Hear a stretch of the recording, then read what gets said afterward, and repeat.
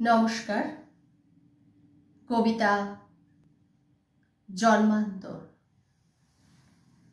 কবিগুরু রবীন্দ্রনাথ ঠাকুর। আমি ছেড়েই দিতে রাজি আছি সুসভ্যতার আলোক। আমি চাই না হতে নববঙ্গে নবযুগের চালক। আমি নাইবা গেলাম বিলাত, নাইবা পেলাম রাজার খিলাত। যদি পরজন্মে পাইলে হতে ব্রজের রাখাল বালক, তবে নিবিয়ে দেব নিজের ঘরে সুসভ্যতার আলোক। যারা নিত্য কেবল ধেনু চড়ায় বংশী বটের তলে, যারা গুঞ্জা ফুলের মালা গেঁথে পরে পড়ায় গলে, যারা বৃন্দাবনের বনে সদাই শ্যামের বাঁশি শোনে, যারা যমুনাতে ঝাঁপিয়ে পড়ে শীতল কালো জলে, যারা নিত্য কেবল ধেনু চড়ায় বংশী বটের তলে। ওরে বিহান হলো, জাগরে ভাই, ডাকে পরস্পরে।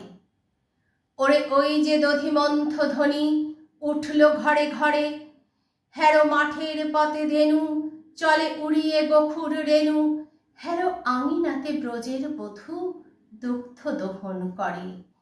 ওরে বিহান হলো, জাগরে ভাই, ডাকে পরস্পরে।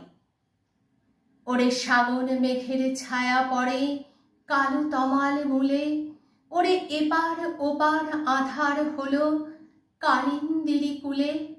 ঘাটে গোপাঙ্গনা ডরে কাঁপে খেয়া তরির পরে, হ্যারো কুঞ্জ বনে নাচে ময়ূর কলাপ খানি তুলে। ওরে শ্রাবণ মেঘের ছায়া পড়ে কালো তমাল মূলে। মোরা নব নবীন ফাগুন রাতে নীল নদীর তীরে, কোথা যাব চলি অশোক বনে শিখে পুচ্ছ শিরে। যবে দোলার ফুলরসি দিবেনি পোশাখায় কষি, যবে দক্ষিণ বায়ে বাঁশির ধ্বনি উঠবে আকাশ ঘিরে, মোরা রাখাল মিলে করব মেলা নীল নদীর তীরে। আমি হব না ভাই নববঙ্গে নবযুগের চালক, আমি জ্বালাবো না আধার দেশে সুসভ্যতার আলোক।